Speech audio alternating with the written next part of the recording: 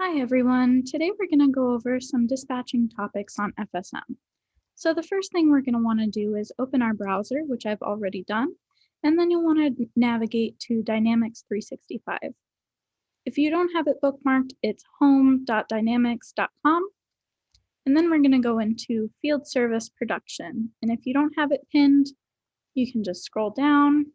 We don't want connected field service. Here we have field service production, and if you want to pin it like I did, you can just go ahead over here and it'll say pin this app.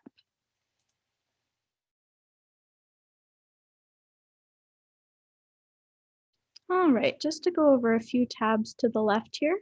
Up top we have home, which will just take you right to your getting started. You can also see your recent tabs that you've been on and anything you have pinned. Your dashboard will show you some fun little statistics. These are our types of incidents by month, so you can see how many Hoshi Ice reactive services we've had so far, and so on. Our next tab is work orders, which is one of the most important tabs for dispatchers. Here you can see all of our active work orders, regardless of if they've been scheduled. I'll expand this for you. Regardless of if they've been scheduled or in progress.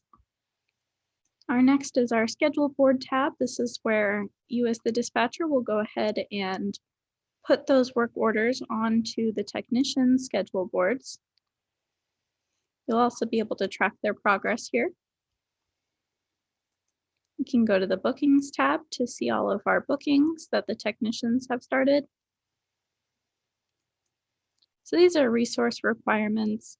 You probably won't use this tab too often, but basically when you create a work order, it creates a resource requirement that allows you to schedule the work order. And once you've scheduled the work order, that's what creates the bookings.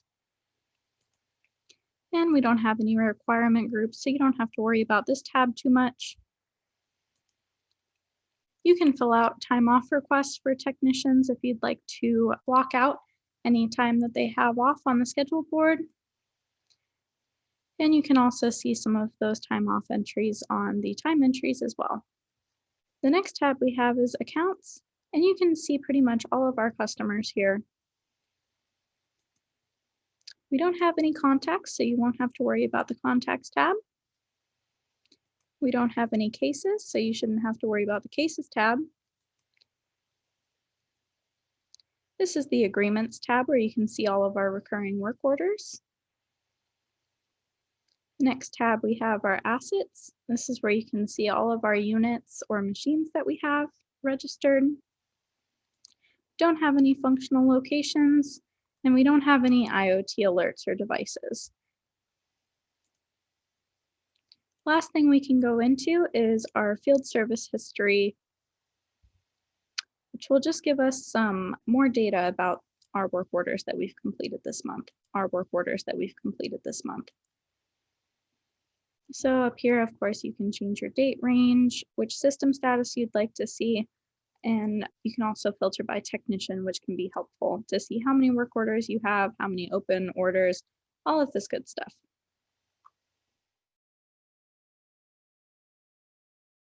All right, I'm going to talk a bit about sorting and filtering, and then we can go ahead and start making our work order. So say I was looking for a work order. Let's see, I wanted to see anything made for IKEA. I can go ahead and either filter the service account, and I can see all of that IKEA store's work orders.